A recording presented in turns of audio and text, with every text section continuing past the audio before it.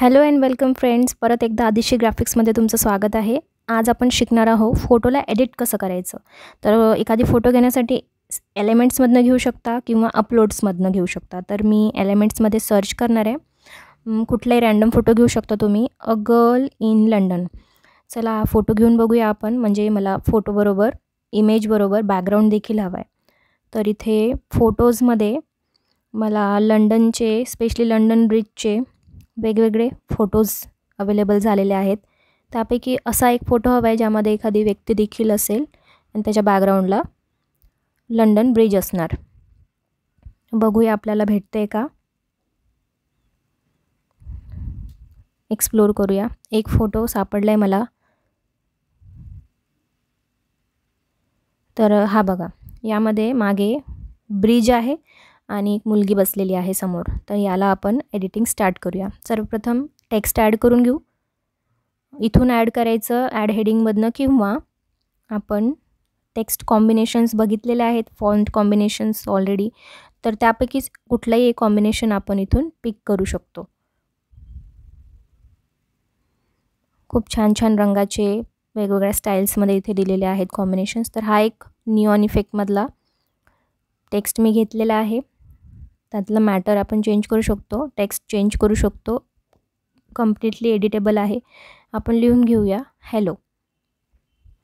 तरी तो एवढा स्पष्ट नाही आहे दिसायला, त्यामुळे दुसरा रंग घेऊया, डार्क कलर. हा सुद्धा त्या इफेक्टमध्ये दिसत नाही आहे, तर आपण इफेक्टसुद्धा चेंज करू शकतो. आपण आउटलाईन इफेक्ट ट्राय करूया. शॅडो मी चेंज करते व्हाईटमध्ये. ठीक आहे. तर हा रीडेबल आहे, वाचता येतो आहे. याची फॉन्ट स्टाईल देखील तुम्ही चेंज करू शकता. तर या फोटोजमध्ये एडिट करण्यासाठी इथे वरती दिलेलं आहे एडिटचं ऑप्शन. इथे गेल्याबरोबर आपल्याला काही ॲडजस्टमेंट्समध्ये काही सेटिंग्स अवेलेबल होणार आहेत. तर एक एक करून आपण ते बघणार आहोत. आता फोटोवर आपण लक्ष केंद्रित करू. जसे जसे मी इथले फिल्टर्स त्यावर अप्लाय करणार, सेटिंग्स अप्लाय करणार, त्यामध्ये चेंजेस तुम्हाला दिसतील. तर पहिला आहे व्हाईट बॅलन्स करण्यासाठीचा टेम्परेचर. आता फोटोमधला टेम्परेचर बघा कसा कमी जास्त होतो आहे. थोडा उष्णकडे जाणारा, थोडा माइल्डकडे जाणारा, ब्ल्यूकडे. टिंट कमी जास्त केलं तर त्यामध्ये बघा बॅकग्राऊंड कसं चेंज होतं आहे. लाईट स्पेशली फोटोला ब्राईटनेस देण्यासाठी असतं. ब्राईटनेस कमी जास्त केलं की फोटो बघा चेंज होतो आहे. कॉन्ट्रास्ट फोटोजले वेगवेगळे कलर बॅलन्स करण्यासाठी असतं कॉन्ट्रास्ट. हायलाईट्स, शॅडो, व्हाईट्स, वेगवेगळे व्हाईट रंगामधले जे पण त्यात एलिमेंट्स असतील ते ग्लो होतील. तसेच ब्लॅक्समधले पण ॲडजस्ट केले की ते ब्लॅक कलरचे ग्लो होतील. कलरमध्ये तुम्ही बघू शकता सॅच्युरेशन कमी जास्त केलं तर बॅकग्राऊंडमध्ये बघा आणि फोटोजमध्ये स्पेशली चेहऱ्यावर कसा इफेक्ट आला आहे. कलर एडिट करू शकतो आपण.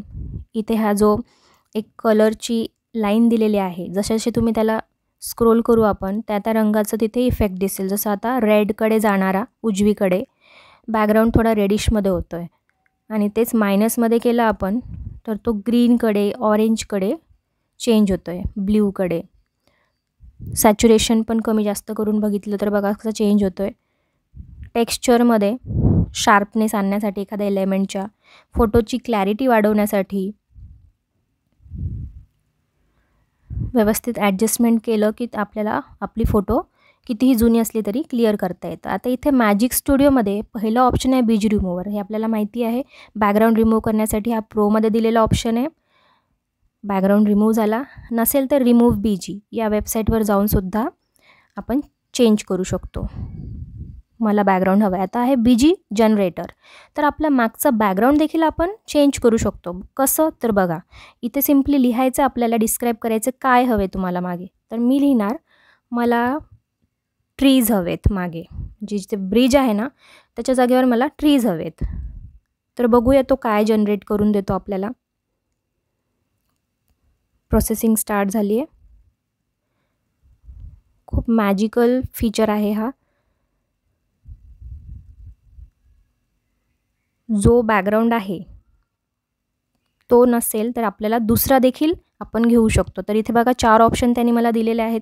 जो आपल्या फोटोबरोबर व्यवस्थित सूट होणार तो आपण तिथे घेऊन घ्यायचा. तर ट्रीजमधले वेगवेगळे ऑप्शन्सपैकी मला हा एक परफेक्ट वाटतो आहे. जर तुम्ही ओके असाल तर तुम्ही डन करायचं, नसेल आवडलं तर परत तुम्ही जनरेट करून मागू शकता. खूप चांगला फीचर आहे हा. Next is magic eraser. आता नावातच आहे त्याच्या, म्हणजे मॅजिकसारखं तो आपल्या इरेझरसारखं काम करणार. म्हणजे नको असलेला पार्टला आपण तिथून गायब करू शकतो. ब्रशचा साईज आपण लहान मोठा करून घ्यायचा. आणि मला आता हा ब्रिजचा हा पार्ट नको आहे, सिम्पली त्याच्यावर आपल्याला ब्रशसारखं ते फिरवून घ्यायचं आहे. प्रिसाइजली करावं लागेल आपल्याला, जेणेकरून ते व्यवस्थितरित्या तिथून इरेज झालं पाहिजे, गायब झालं पाहिजे. इरेजवर क्लिक करा आणि बघा काय मॅजिक होते ते आपण बघूया आता. तर बघा, नको असलेला तो पार्ट तिथून गायब झालेला आहे. खूप चांगला फिल्टर दिलेला आहे ह्या कॅनव्हानी. कधीकधी आपल्याला आपल्या फोटोजमध्ये काही काही पार्ट नको असतात, तर त्याच्यासाठी याला आपण यूज करू शकतो. नेक्स्ट ऑप्शन काय आहे तर मॅजिक इरेझर नंतर आहे मॅजिक ग्रॅब. आता हा देखील त्यासारखं थोडं काम करतो, पण इथे कसं आहे, ग्रॅब म्हणजे उचलून घेणे. म्हणजे जर आता बॅकग्राऊंड, आता हा जो फोटो होता यामधलं कुठलाही पार्ट मी हलवू शकत नव्हते, पण मला ज्याला तिथून मूव्ह करायचं आहे त्यावर क्लिक करताच मॅजिक ग्रॅबला जेव्हा आपण कमांड देऊ तर बघा काय होते ते. आता हा जो फोटो आहे हा मूवेबल झालेला आहे. म्हणजे खूप चांगल्या प्रकारे त्यांनी काम केले बघा. जो आधी मूव्ह होत नव्हता तो फोटो देखील आपण आता आपल्या मनाप्रमाणे आवडीप्रमाणे मूव्ह करून कुठेही प्लेस करू शकतो. बेस्ट फीचर आहे हा. नेक्स्ट कुठला आहे, मॅजिक इरेझर नंतर मॅजिक ग्रॅब आणि ग्रॅब टेक्स्ट हा देखील तसंच काम करतो.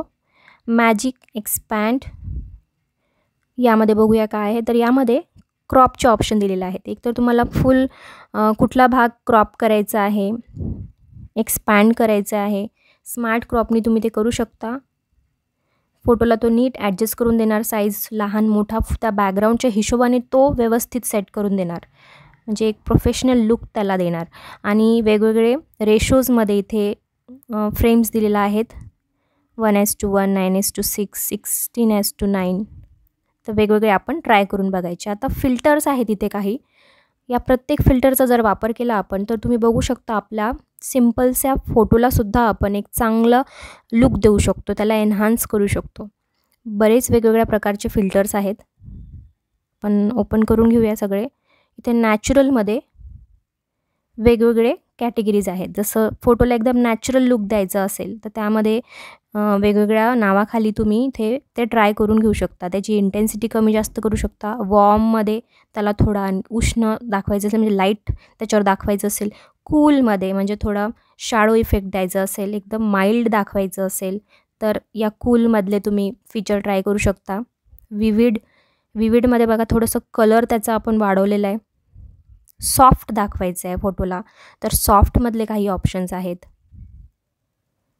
म्हणजे फोटोला एकदम सिम्पल लुक, विंटेज म्हणजे थोडं ओल्ड दाखवायचं आहे. थोडे कलर्स त्याचे चेंज होतील, पर्पल आणि ब्ल्यू स्टाईलमध्ये थोडे कलर चेंज होणार. कलर पॉप दिलेले आहेत इथे. कलर पॉपमध्ये वेगवेगळे कलर्स त्यावर येतील, जसं ब्ल्यू, पर्पल, ग्रीन. रेट्रो लुकमध्ये एखाद्या कलरफुल फोटोलासुद्धा आपण जुन्या काळातील दाखवू शकतो. आता एफेक्ट्स फिल्टर्समध्ये पहिला आहे शॅडो.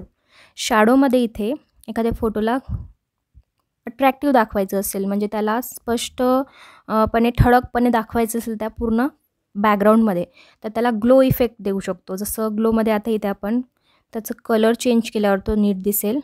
व्हाईट किंवा रेड घेऊन बघू आपण, तर फोटोला एक आउटलाईन येणार.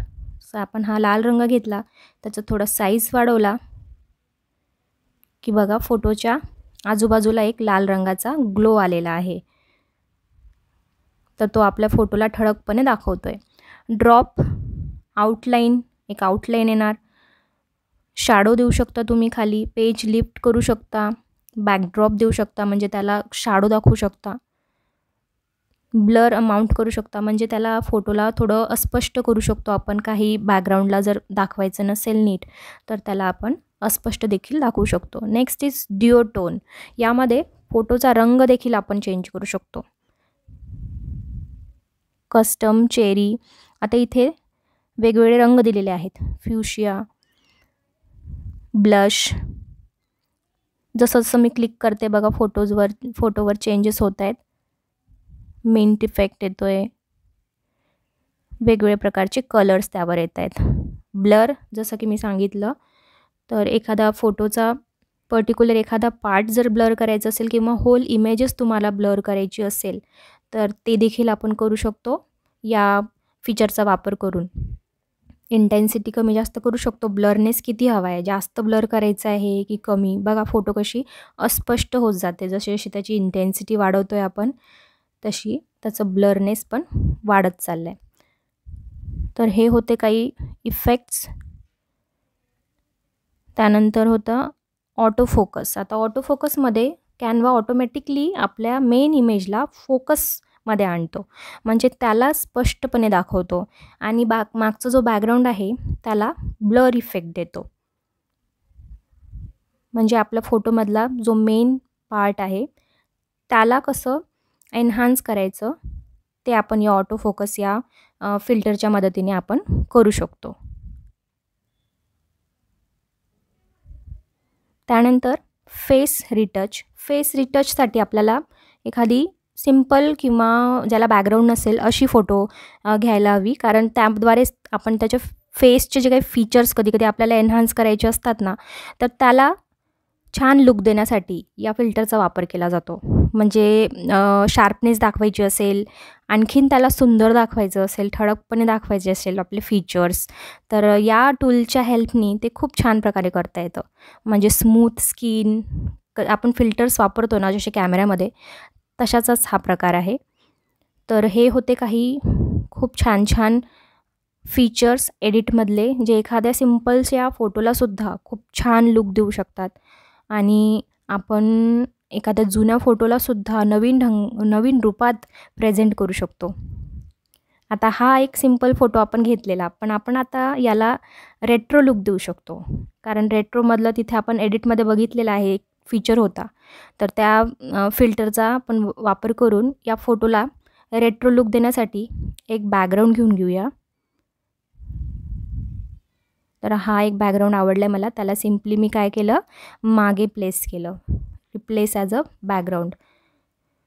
आणि रेट्रोचे काही एलिमेंट्स घेऊन घेऊ, त्या काळात वापरले जाणारे असे काही छोटे छोटे एलिमेंट्स आपण मागे प्लेस करून घेऊ त्या फोटोच्या मागे. तर पोझिशनमध्ये जायचं, टू बॅक करायचं. तिथे ऑप्शन असतात to back, in front, forward आणि बॅकवर्ड. परत काही एलिमेंट्स घेते मी, जशी CD आहे, याला थोडं टर्न करून घेऊया, पोझिशन त्याची बॅक करूया, तर ती त्या फोटोच्या मागे गेली. आता मला हवेत काही कॅसेट्स जे त्या काळात वापरले जात होते. तर हे बघा, या कॅसेट्सनासुद्धा मी थोडं रोटेट करून त्याला मागे पाठवू शकते. परत एकदा पोझिशनमध्ये जाऊन त्याला मागे प्लेस करू. त्याचीच आपण एक डुप्लिकेट कॉपी घेऊन घेऊ आणि ती त्या वरच्या बाजूलासुद्धा प्लेस करून मागे प्लेस करून देऊ. तर या फोटोला बघा आपण एक छान लुक दिलेला आहे. थीम निवडायची आणि थीमनुसार त्याला लुक द्यायचं. तर वेगवेगळे एडिटचे वेगवेगळे ऑप्शन्स यूज करून आपण फोटोला नवीन रूप देऊ शकतो. तर आजच्यासाठी एवढंच. थँक्यू.